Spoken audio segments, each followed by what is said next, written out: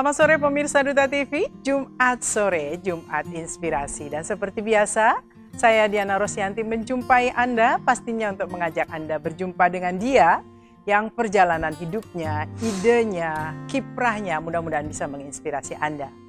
Pemirsa, kali ini di studio saya kedatangan tamu luar biasa. Beliau adalah Bapak Wahyu Pratomo, Kepala Perwakilan Bank Indonesia Wilayah Kalimantan Selatan. Kita sapa dulu. Assalamualaikum, selamat sore Pak. Waalaikumsalam warahmatullahi wabarakatuh. Selamat sore. Ya, salam Diana. sehat Pak, sehat selalu sehat, ya. Alhamdulillah. Ya. Sehat. Walaupun ini sekarang kabut asap ada lagi ya. Iya. Jadi setelah, tapi nggak semengerikan ketika masa-masa COVID ya Pak. Kalau kabut asap tetap pakai masker, Betul. tapi bukan takut menularkan kan. Betul. Dan tidak seburuk Jakarta. Tidak seburuk Jakarta. Jadi masih agak apa ya, buruk pun masih kita syukuri gitu ya Pak. Sini jauh lebih baik. Jauh-jauh lebih baik. Baik, Pak Wahyu, setelah beberapa waktu Pak Wahyu berada di Kalimantan Selatan dengan amanah untuk menjadi kepala perwakilan di sini, apa yang Pak Wahyu potret dari geliat perekonomian di Kalimantan Selatan? Iya. Terima kasih Bu Diana.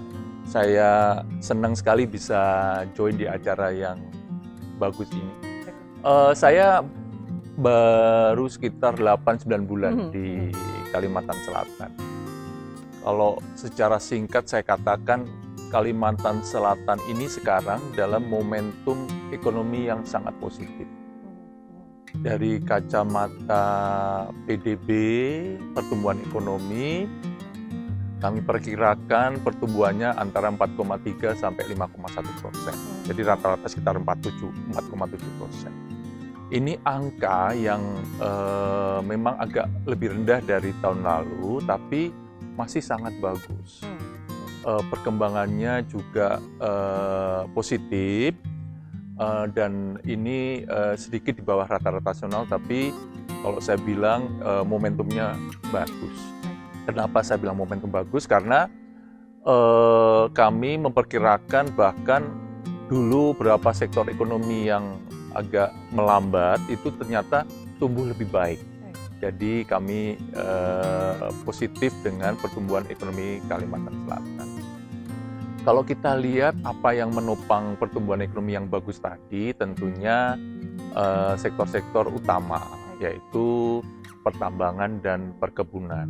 Selain itu juga sekarang ada momentum positif dari sektor konstruksi, Bu. Jadi pembangunan betul, terutama pembangunan perumahan rakyat itu ternyata juga mendorong pertumbuhan ekonomi Kalimantan Selatan. Yang juga patut disyukuri adalah kegiatan di sektor perhotelan, pariwisata. Kaitan wisata ya. Betul. Jadi kita tahu semenjak ekonomi dibuka itu ternyata hasrat masyarakat untuk berwisata, hasrat masyarakat untuk bepergian, bahkan pergi ke mall itu juga meningkat. Jadi ini berdampak positif ke kegiatan-kegiatan ekonomi, perdagangan dan perhotelan misalnya. Jadi ini sesuatu yang patut disyukuri. Momentum positif dari Kalimantan Selatan selain dari aspek PDB-nya tentu saja harus dilihat dari perkembangan inflasi. Jadi kita tahu bahkan ini baru-baru ini harus kita syukuri pemerintah Provinsi Kalimantan Selatan menjadi tim pengendali inflasi daerah terbaik di wilayah Kalimantan. Jadi Bapak Gubernur mendapat penghargaan secara langsung dari Bapak Presiden. Jadi ini menjadi bukti pengelolaan pengendalian inflasi yang demikian baik. Pengendalian inflasi sejatinya merupakan upaya bersama. Jadi sinergi dari berbagai pihak tentunya di bawah kepemimpinan Bapak Gubernur, pemerintah provinsi, tapi di situ banyak suku dinas-dinas yang terkait, juga banyak lembaga-lembaga lain yang terkait, dan termasuk Bank Indonesia. Jadi penghargaan ini merupakan bukti sinergi yang demikian baik terkait dengan pengendalian inflasi. Terkait dengan angka inflasi sendiri, kami perkirakan inflasi Kalimantan Selatan di kisaran 3-4%, bahkan cenderung bawah antara 3 sampai 3,5. Ini sudah berada di target nasional inflasi 3+-1. Jadi ini capaian yang patut kita syukuri. Karena apa, Bu Diana? Jadi di akhir tahun lalu, inflasi Kalimantan Selatan termasuk yang tertinggi secara nasional, 6,99%. Langsung bisa berubah. Betul. Jadi kami bersama kawan-kawan di TPID di bawah kepemimpinan Bapak Gubernur secara intensif melakukan upaya bersama dan hasilnya dirasakan. Dan inflasi ini penting karena kalau inflasi tinggi, ibu-ibu belanja ke pasar harganya naik ya. Teriak semua betul. Gitu ya. Terus kalau inflasi tinggi berarti kan uang yang disisihkan untuk belanja lebih tinggi, uang untuk pendidikan, untuk hiburan jadi berkurang. Ya? Jadi inflasi ini merupakan concern kita bersama agar tingkatnya rendah dan stabil.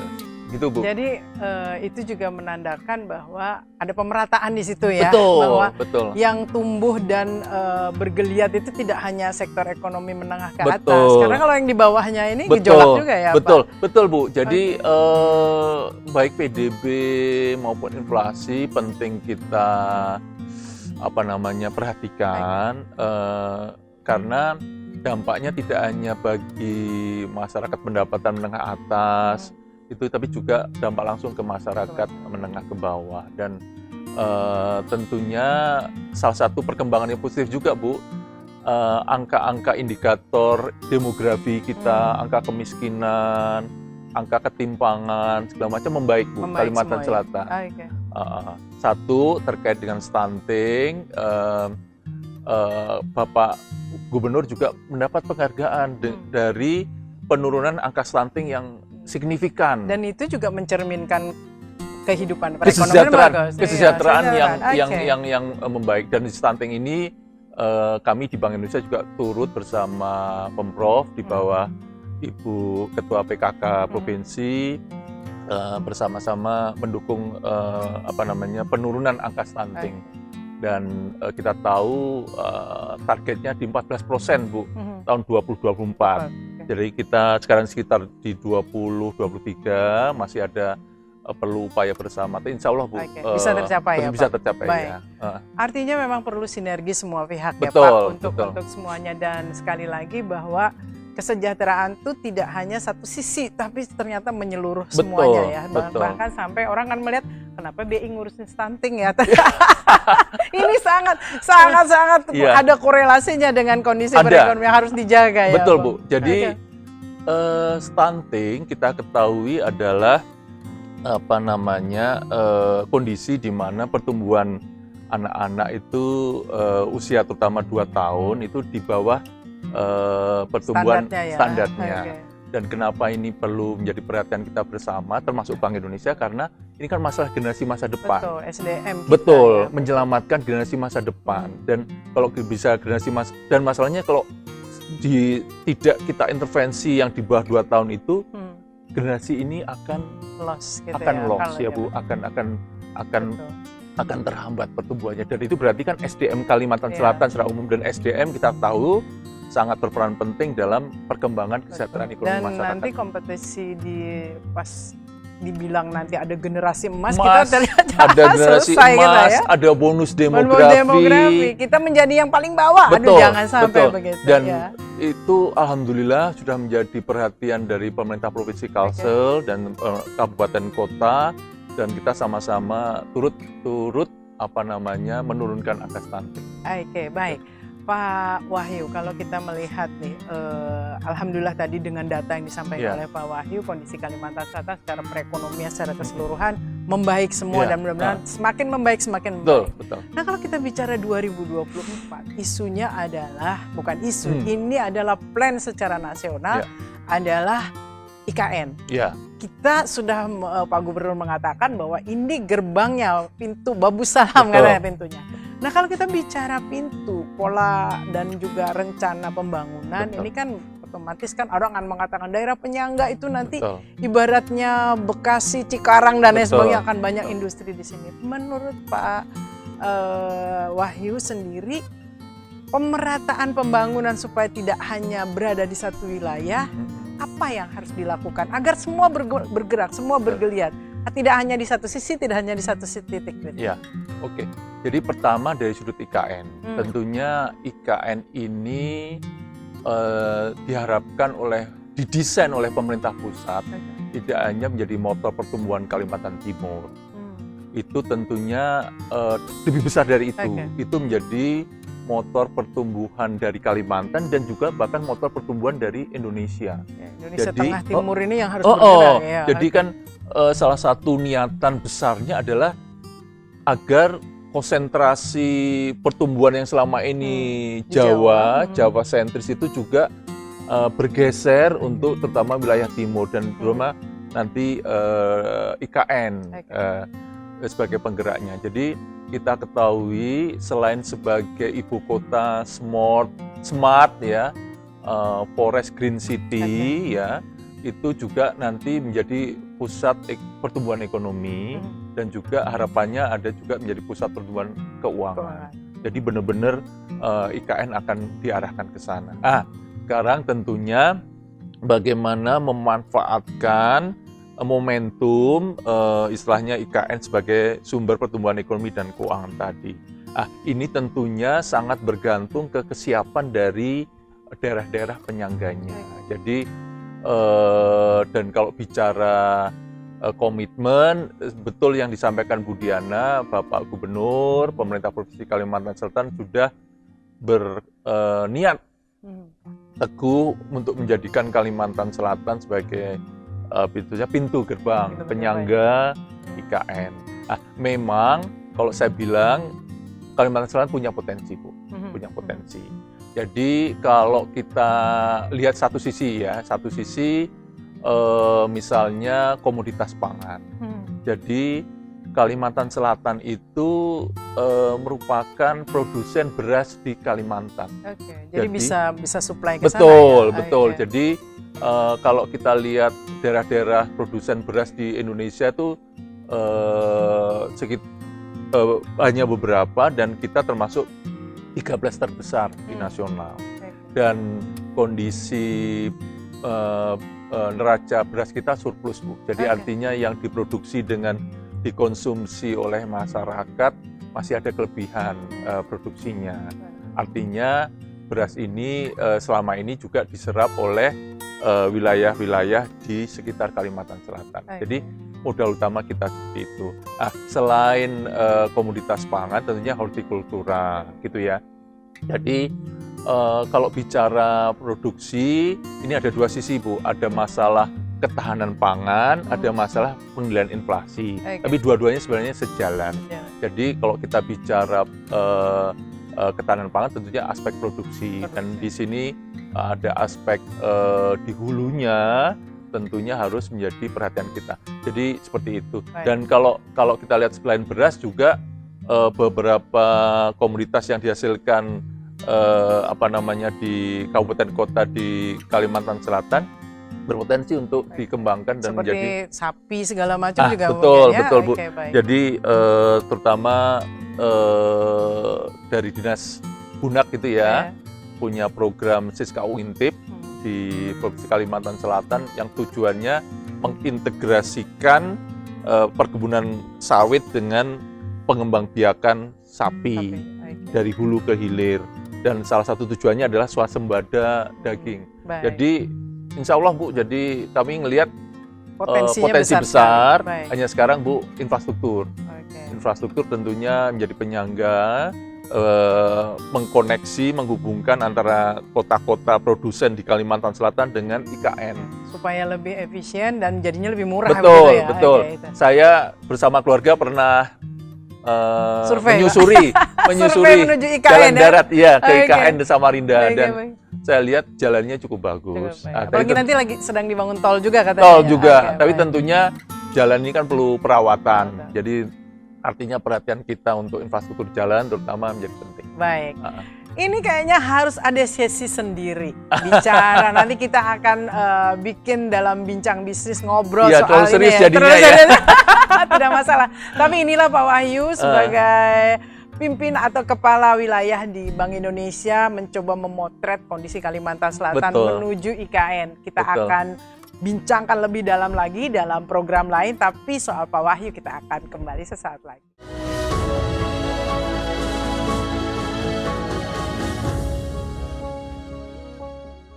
Pemirsa, masih dengan Pak Wahyu. Kita tengah menggali tadi bagaimana Pak Wahyu memotret geliat perekonomian di Kalsel, termasuk bagaimana ketika kita juga harus bersiap menghadapi IKN. Tapi kelanjutannya kita akan tunggu ya di acara reguler kami, nanti ngobrol bareng Bank Indonesia deh. Ya, siap Bu, siap. Baik, Pak Wahyu 8 bulan lalu Pak Wahyu datang ke Kalimantan Selatan. Dalam catatan saya Pak Wahyu ini dari Jakarta ya, dari pusat. Betul. Sekarang masih di pusat Pak. Besok-besok bukan pusat, kami di sini. Pusatnya di Kalimantan. Pusatnya di Kalimantan. Pak Wahyu ketika sampai di Kalimantan Selatan, dan kayaknya sih nggak boleh nolak ya Pak kalau ditugaskan. Itu bagaimana Pak Wahyu melihat tim Bapak di sini, termasuk juga mungkin kemitraan. Kan ini kan ada kemitraan, Bank Indonesia tidak sendiri, ada dengan BNPB, ada juga dengan pemerintah. Apa yang Pak Wahyu lihat? Apa bedanya sih tim atau SDM di Jakarta dengan yang ada di Kalimantan Selatan? Oke. Makasih Bu Diana. Jadi yang pertama saya harus katakan saya bersyukur. Saya bersyukur diberi kesempatan untuk berkiprah di kantor perwakilan Bank Indonesia Kalimantan Selatan.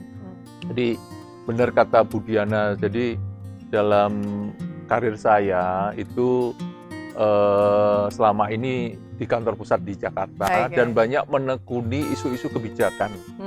Jadi analisis terus analisis moneter. Saya cukup lama di situ, terus saya pernah di dunia hubungan internasional. Jadi waktu itu hubungan dengan G20, dengan IMF, dengan ASEAN, saya di situ. Dan terakhir sebelum di Kalimantan Selatan, saya di sektor yang mengelola manajemen strategis dan tata kelola.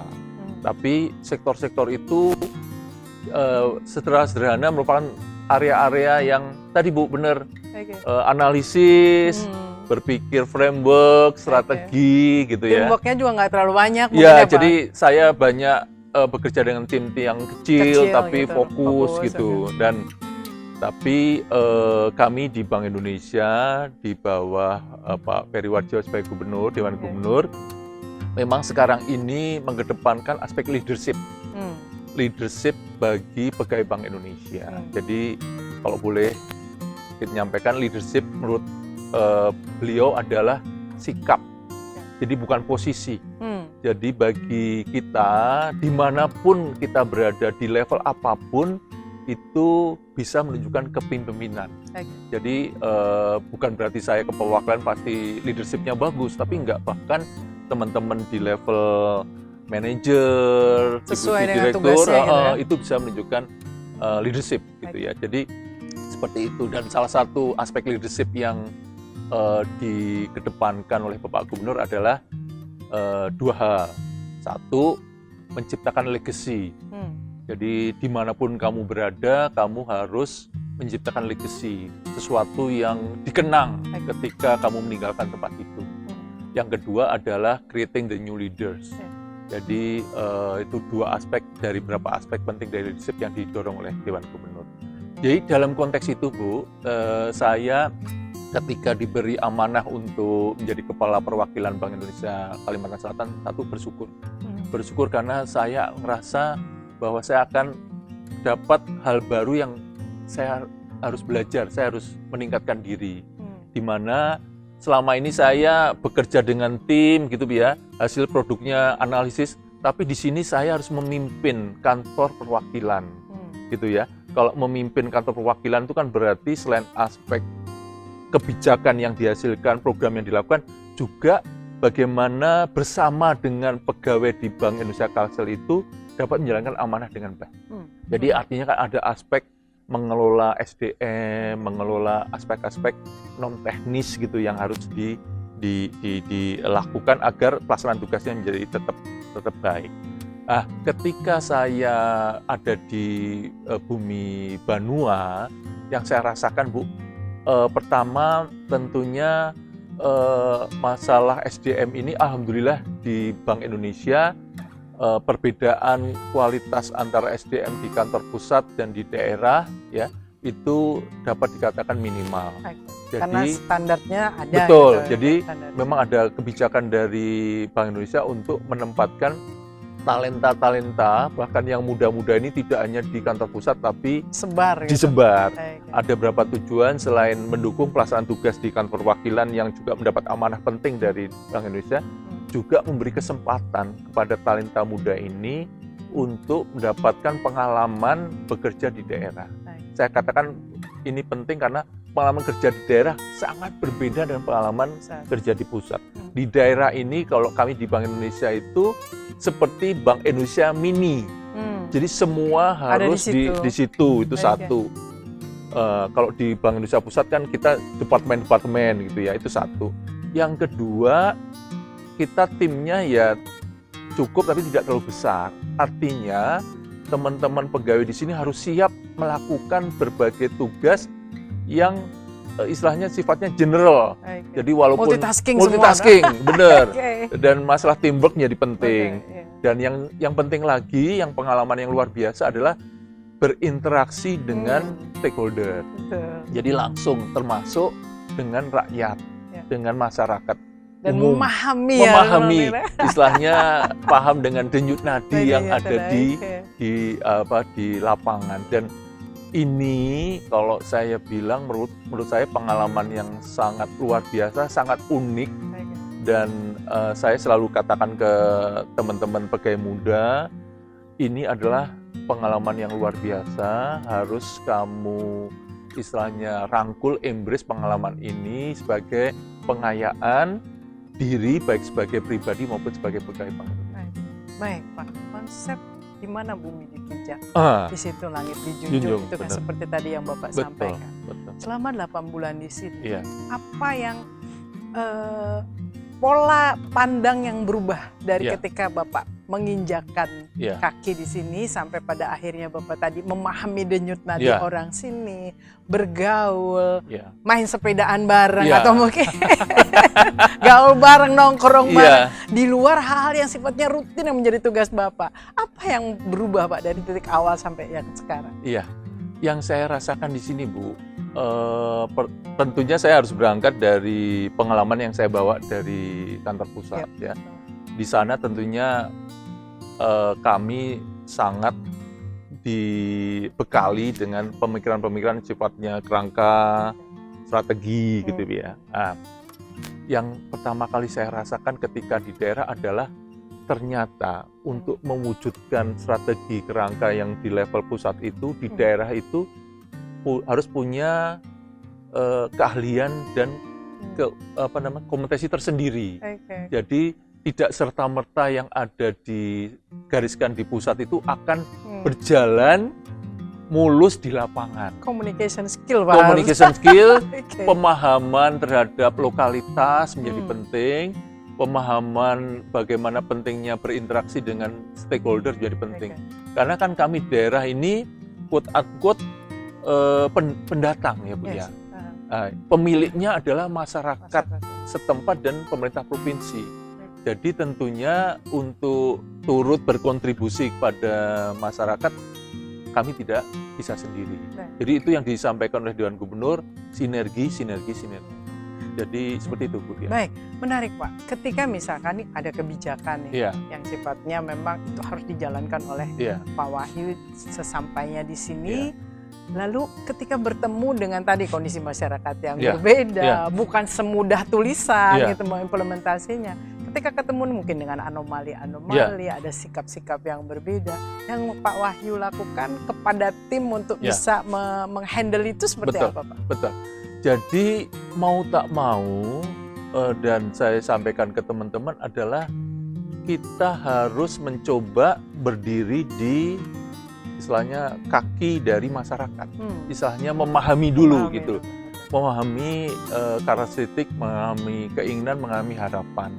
Seperti itu dulu Bu, sebelum kita mencoba mengenalkan kebijakan-kebijakan kita. Jadi nggak boleh maksa. Nggak boleh maksa, karena itulah seni kalau menurut saya, seni ketika kita bekerja di lapangan. boleh kita punya tujuan yang sama, Bu. Dari satu kebijakan, program pasti punya tujuan. Tapi untuk menuju ke sana itu adalah istilahnya tergantung dengan bagaimana kita mengelolanya di lapangan. Satu tempat di Aceh, di Medan, di Kalimantan Selatan untuk menuju satu titik sama, misalnya kebijakan digitalisasi, tentunya Cara punya beda. keunikan sendiri-sendiri. Jadi menurut saya kita harus memahami istilahnya karakteristik daerah. Kalau kami kemarin baru aja pertemuan bersama pegawai melakukan dengan hati. Jadi ketika situasi seperti ini kita melakukannya dengan hati, memahami masyarakat, tapi bersama mereka untuk menuju misalnya satu output atau outcome yang digariskan oleh satu kebijakan. Jadi seperti itu, Bu. Jadi prinsipnya seperti itu. Nggak gampang mutu, nggak gampang marah gitu. Betul. Dan yang penting juga ya, Bu ya, menurut saya pengalaman adalah kita melakukannya dengan hati. Betul. Karena ketika ini masalah pilihan ya, kadang-kadang masalah pilihan. Kita kadang-kadang kalau Ibu tahu kan KPI gitu ya, sudah bisa checklist, tapi ternyata di lapangannya KPI lembaga checklist itu belum benar-benar menyentuh, memberi makna kepada masyarakat. Jadi hanya selesai di program. Tidak selesai secara administratif. Nah, saya mendorong teman-teman melihat beyond itu, itu tidak, tapi bagaimana maknanya bagi masyarakat gitu, Bu. Jadi tujuan lembaga kecapai, tapi juga makna bagi masyarakat juga tercapai. Baik, secara pribadi Pak Wahyu, tadi kan Pak Wahyu cerita bahwa dulu ketika di pusat itu fokus pekerjaannya, analis, dan kalau sekarang tuh ya mungkin harus punya waktu main-mainnya, gitu. Nah, punya waktu santainya dengan masyarakat, betul-betul memahami. Nah, Pak Wahyu sendiri dapat apa secara hati, secara pribadi di luar yang tadi dengan tim, menemukan apa gitu loh dengan posisi sekarang ini? Ada dua hal, Bu. Satu, yang saya rasakan kesempatan untuk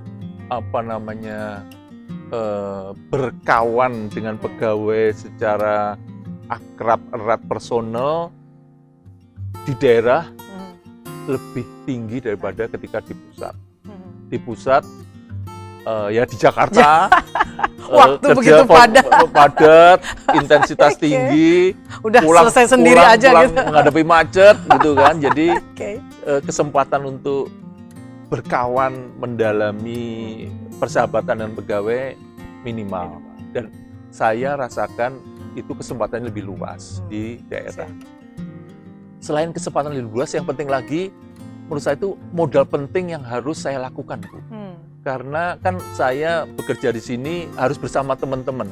Jadi keeratan kebersamaan itu sengaja saya bangun ya untuk bisa melaksanakan tugas Bank Indonesia dengan baik di Kalsel, di Bank Indonesia Kalsel. Itu yang saya lakukan, Bu. Jadi itu Ibu tadi mengatakan pokoknya sekarang setiap kegiatan yang mendorong kebersamaan kami lakukan di Bank Indonesia. Goes, Bu. Jadi di Bank Indonesia kami juga punya Bikantan Riders gitu, Bu. Jadi touring kecil-kecilan bersama teman-teman dan juga kegiatan olahraga dan sosial lainnya. Jadi intinya yang menjadi faktor memperkuat kebersamaan.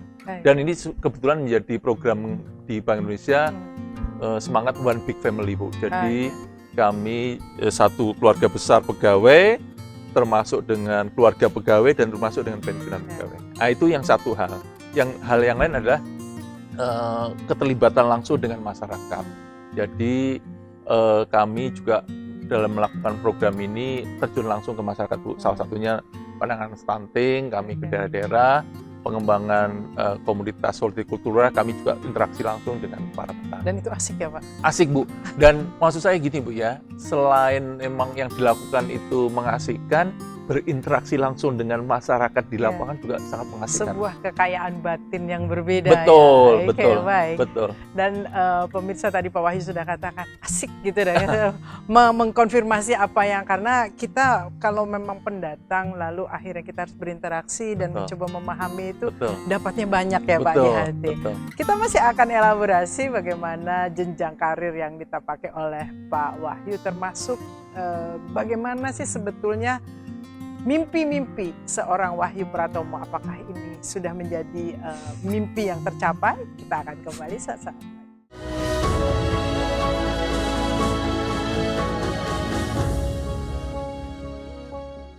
Pemirsa, masih dengan Pak Wahyu. Kita ingin ngulik, mengelaborasi sosok dari Pak Wahyu. Pak Wahyu, kalau boleh cerita sedikit perjalanan karir nih, apakah full di Bank Indonesia atau sempat melanglang buana kemana Pak? Iya, yang pertama sebagian besar memang karir saya di Bank Indonesia. Sebelum itu saya hanya setahun gitu di salah satu bank asing dari Belanda, belum masuk ke Bank Indonesia. Dan kebetulan saya lama sekolahnya, jadi seperti di pengalaman saya sekolah di bank asing setahun dan di Bank Indonesia. Di Bank Indonesia. Bapak, kalau kita melihat bahwa jenjang karir itu kan pasti piramid ya Pak. Ya. Piramid semakin ke atas semakin mengerucut, dan pastinya kompetensi itu pasti ada kompetensi. Tetapi di luar itu tadi kita juga udah ngomongin communication skill itu menjadi penting. Menurut Bapak, untuk mencapai jenjang puncak, oke tadi Bapak katakan ketika kita berada di daerah, Bank Indonesia ini betul-betul seperti Bank Indonesia pusat yang berada di daerah kan itu.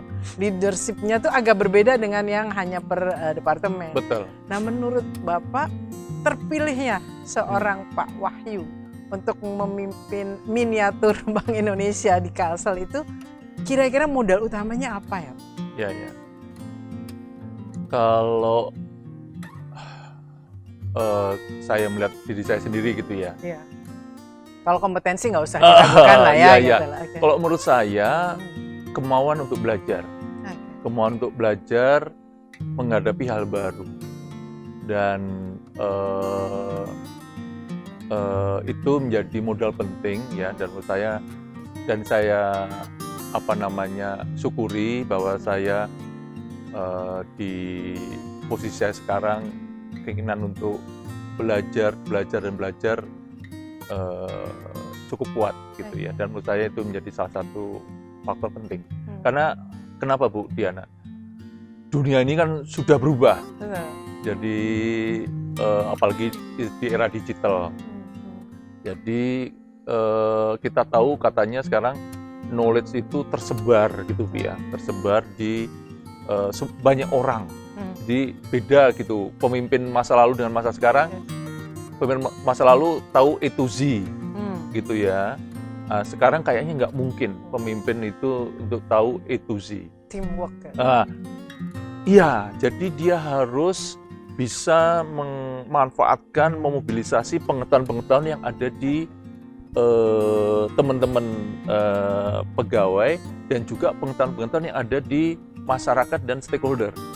Jadi bagaimana bisa diserap dan istilahnya diformulasikan dalam bentuk langkah dan kebijakan. Jadi semangatnya itu Bu. Jadi menurut saya salah satu modal penting untuk jadi pemimpin di Bank Indonesia itu. Penguncinya adalah leadership. Betul, itu, betul, betul. Selain itu juga masalah leadership, tentunya bahwa pendidikan formal S1, S2, S3 penting, tapi tidak segalanya. Jadi itu yang didorong oleh Bapak Gubernur adalah ketika kita mampu mensinergikan pemahaman sifatnya kompetensi tadi S1, S2 dengan pengalaman di lapangan. Jadi Pak Gubernur selalu mengatakan, satu, book smart, tapi sama pentingnya adalah street smart. Jadi pengetahuan yang digali di lapangan itu sama pentingnya dengan pemahaman pengetahuan yang didapat dari bangku formal untuk menjadikan seorang pemimpin lebih lengkap. Menarik, di awal Bapak juga mengatakan pesannya Pak Gubernur Bank Indonesia adalah soal regeneration. Betul. Nah, sebagian yang tidak legowo, sebagian yang tidak legowo itu tidak mau gitu, Betul, Pak, betul. karena takut terlampaui, Betul. apalagi anak muda sekarang larinya Pinter-pinter. kenceng, larinya kenceng. Nah, bagaimana Bapak mengkombinasikan, membuat selain menguatkan positioning leadership Pak Wahyu dengan kemampuan mereka menciptakan regenerasi itu, tapi juga mereka sadar posisi begitu loh Pak. Itu seperti apa? Karena anak muda sekarang dengan pengetahuan yang luas kadang-kadang orang dulu bilang ngelunjak katanya. Nah ini attitude ini kan ada hal yang juga harus direm dan harus ada leader yang bisa melakukan itu. Itu gimana Pak? Ya, tentunya ini harus berangkat dari visi yang sama. Ya, jadi kami di Bank Indonesia didorong untuk bahwa kita harus bergerak dari visi yang sama. Jadi kami di Bank Indonesia punya visi bank sentral digital terdepan, gitu ya. Nah, tentunya untuk mencapai visi yang sama ini perlu tidak hanya pemimpin masa sekarang yang berperan, tapi juga generasi pendatang yang akan mewarisi bank sentral digital terdepan itu di masa datang. Jadi itu yang didorong digariskan oleh Dewan Gubernur. Artinya pemimpin saat ini di Bank Indonesia harus sadar bahwa untuk mencapai visi yang sama itu harus bersama dengan generasi muda sekarang. Digandeng. Dan bahkan mereka harus jadi motor. Dan kami menyadari betul fakta bahwa 60% pegawai Bank Indonesia sekarang milenial, Bu. Sekarang tantangannya bagaimana kita bisa bersama mereka, menggerakkan mereka untuk mencapai visi yang sama ini, kalau kita tidak mengenal mereka, tidak memahami mereka, tidak memahami cara bekerja mereka, cara berpikir mereka. Ini yang akhirnya, yang sebut tadi, tantangan bagi pemimpin sekarang adalah belajar bekerja sama dengan milenial, gitu loh, Bu. Jadi beda lah gitu bekerja sama dengan milenial dengan bekerja ketika 10 tahun, 20 tahun lalu. Pemimpin mengatakan A, anak buah melakukan A. Sekarang tentunya cara bekerjanya beda. Mereka bisa berargu gitu ya. Kita berargu, ya. Artinya punya karakteristik tertentu dan kita tidak bisa mengubah karena itu adalah karakter mereka. Yang kita bisa lakukan adalah penyesuaian diri. Jadi yang menyesuaikan diri itu bukan generasi muda tapi juga harus generasi seniornya gitu. Pemimpin itu untuk menyesuaikan diri sehingga dari titik temu. Dan ini yang kami lakukan, Bu, di Bank Indonesia. Selain tuntutan pemimpin untuk bisa selalu belajar, termasuk untuk digitalisasi, bekerja secara teamwork, juga pola kerja di Bank Indonesia juga sekarang berubah. Pola kerjanya lebih mengedepankan teamwork, mengedepankan flat organization, gitu ya, Bu ya. Gerbongnya nggak boleh. Gerbongnya nggak terlalu berjenjang tinggi, dan juga decision making prosesnya dibuat lebih simple, lebih cepat, tapi tetap memperhatikan aspek tata kelola. Nah ini menarik. Ini yang simple, digital, cepat, kekinian, bahkan masa depan, begitulah. Bagaimana mengkombinasikannya? Yang Pak Wahyu lakukan saja di sini, agar juga mereka tetap tahu pakem, gitu, Pak. Betul. Tahu pakem, karena kan khawatirnya ada juga yang tidak paham, mereka berargu, lalu kesannya jadi kurang ajar. Itu bagaimana memberikan gambaran bahwa tetap ini Indonesia loh. Betul. Jadi gini, Bu, jadi ini menyangkut satu aspek disebut dengan governance, tata kelola. Tata kelola arti luas kan. Tata kelola itu kan artinya cara organisasi untuk mencapai tujuan yang diamanatkan dalam konteks undang-undang. Jadi tentunya pegawai senior, pegawai muda harus punya visi yang sama seperti amanatkan undang-undang. Tidak boleh lebih, gitu. Tidak boleh kurang, tidak boleh lebih. Ada tupoksi lah. Ada tujuan yang sama. Ini dikerangkeng dalam konteks governance atau tata kelola. Sekarang isunya adalah tata kelola apa yang relevan untuk masa ini atau masa datang. Jangan menghambat. Jangan menghambat. Jadi yang itu yang kita lakukan sekarang adalah tata kelola di era digital, gitu, Bu. Artinya apa? Artinya memberi ruang pengambilan keputusan yang cepat dengan dukungan digital, gitu, Bu ya. Artinya kalau dulu kan pengambilan keputusannya lama, bertele-tele, ini kan misalnya tidak menyenangkan bagi generasi muda. Kan mereka pengennya cepet, pengennya segera terlihat hasilnya. Nah, ini kami secara sengaja juga melakukan transformasi dalam konteks tata kelola yang relevan di era digital itu satu. Yang kedua adalah cara kerja. Jadi kami juga sekarang sudah mengadopsi pola kerja secara hybrid tuh, dengan dukungan digital. Jadi kami mengatur kapan bekerja di kantor, kapan bekerja dari rumah. Toleransi terhadap keadaan-keadaan itu harus ya. Ya. Dan di situ juga yang penting adalah ada etikanya juga. Etika bekerja secara luring, etika bekerja secara daring. Dan baru-baru ini Bu, kami juga mengeluarkan panduan cara berbusana, bahkan sampai gitu Bu, cara berbusana di era yang sekarang.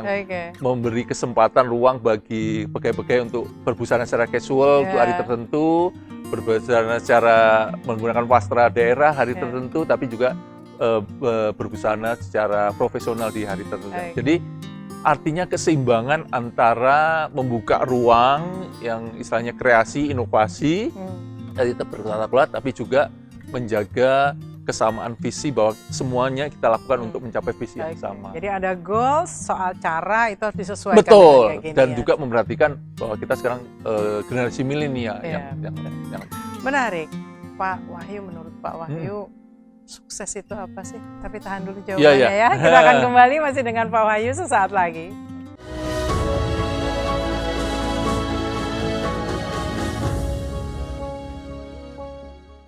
Pemirsa, masih dengan Pak Wahyu. Pak Wahyu, tadi kita bicara soal sukses. Dalam target sukses Pak Wahyu atau arti sukses bagi Pak Wahyu itu apa? Bagi saya, sukses itu adalah ketika kita bisa memberikan manfaat yang sebesar-besarnya kepada negara, kepada masyarakat, dan kepada keluarga.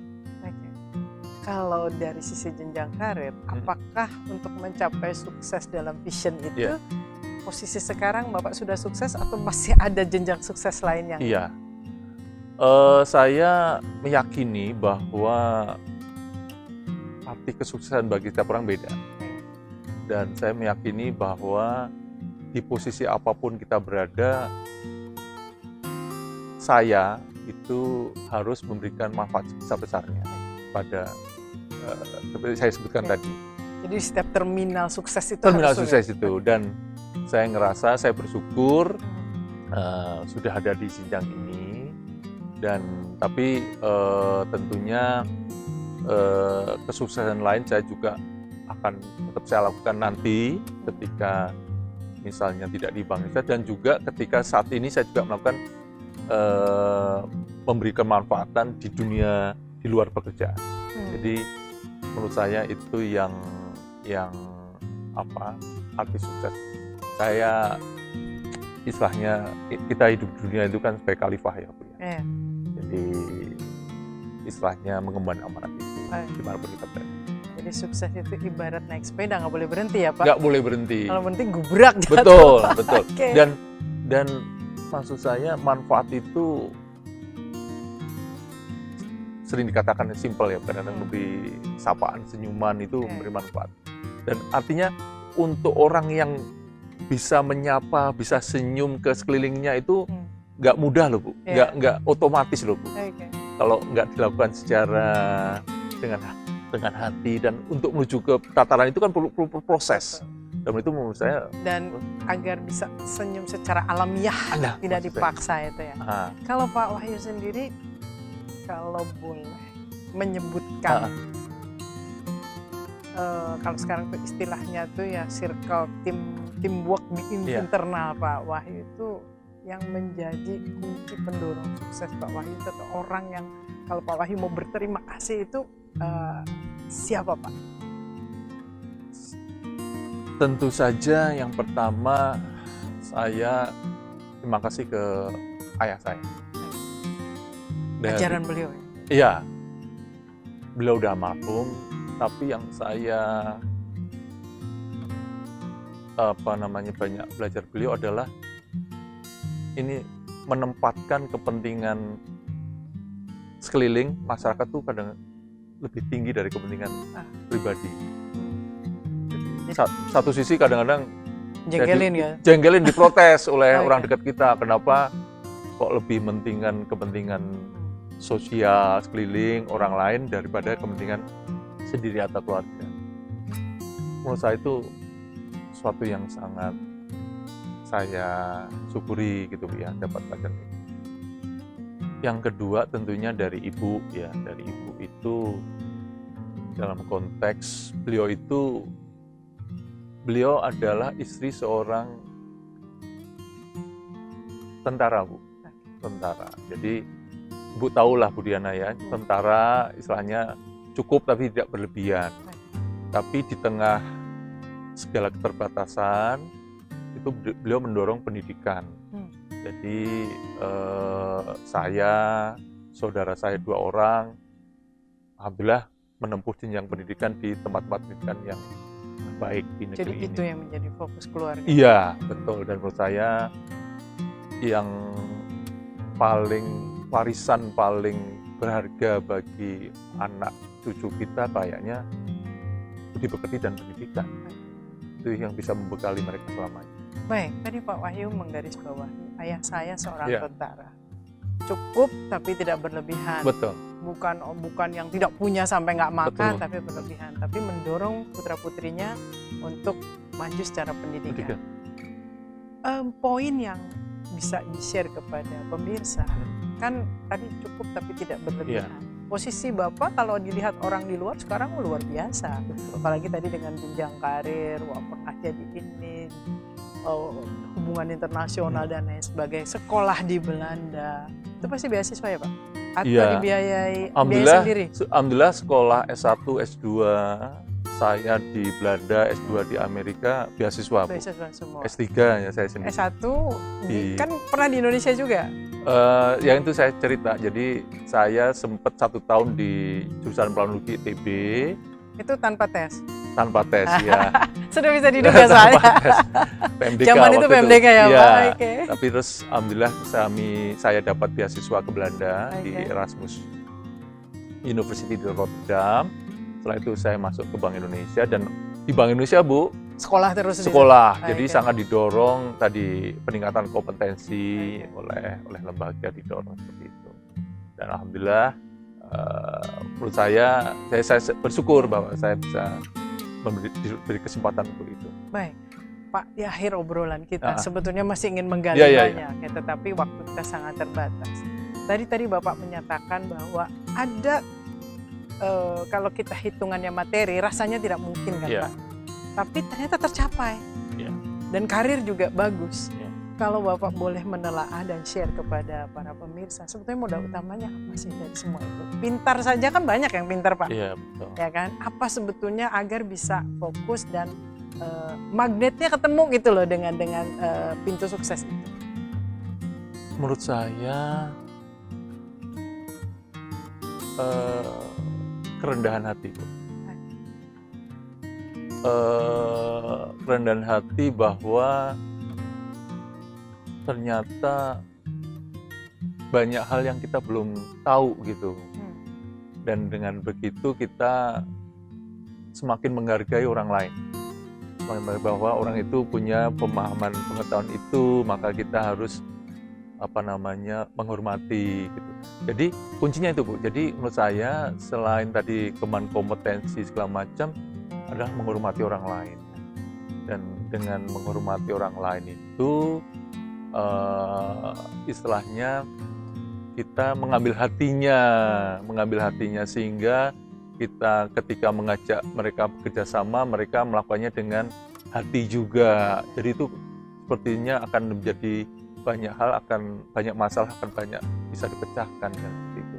Magnet positif akan menarik juga yang baik-baik. Betul, gitu. betul, Baik. betul. Pak Wahyu rasanya masih ingin berbincang karena masih ada lembaran lain di masa-masa Pak Wahyu berjuang yang belum kita gali. Tetapi waktu kita sangat terbatas. Satu pesan saja yang ingin disampaikan, silakan Pak Wahyu singkat saja kepada masyarakat Banua. Oke.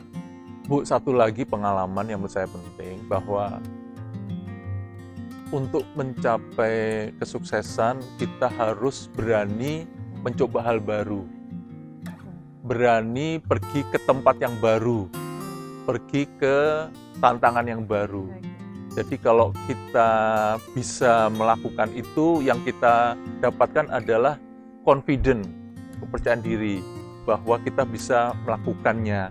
Jadi harapannya kalau kita sebagai manusia termasuk di Banjarmasin, jangan membuat atap terlalu pendek dari kepala kita. Kalau boleh tinggi sekali atapnya, dan kalau boleh nggak kelihatan, sehingga kita harapannya bisa mencapai atap yang tinggi itu, Bu.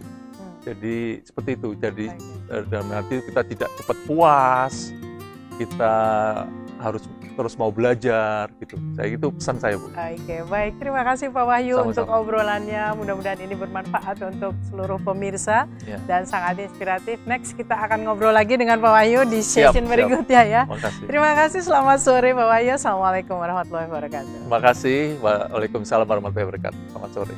Pemirsa, ketika Anda berada dalam kegelapan, jangan pernah kutuki kegelapan, tapi nyalakanlah lilin dan temukan titik cahaya. Meskipun kecil, itu akan menjadi jalan keluar dan juga bisa menggapai kehidupan lebih baik. Saya Diana Rosyanti, sampai jumpa.